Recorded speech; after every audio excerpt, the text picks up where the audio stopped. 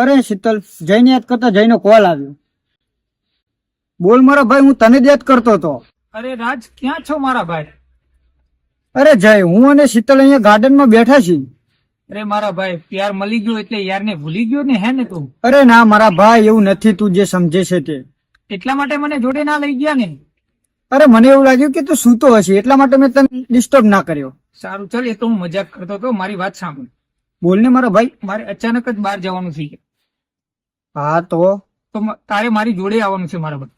હા, કાંઈ વાંધો નહીં, તો આપણે મળીએ. તું ક્યાં મળીશ મને? જો મારી પાસે ટાઈમ નથી, આપણે રસ્તામાં મળીએ. ચાલ મારા ભાઈ. Okay okay.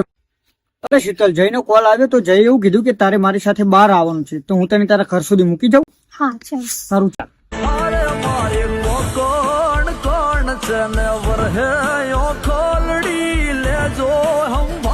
કોણ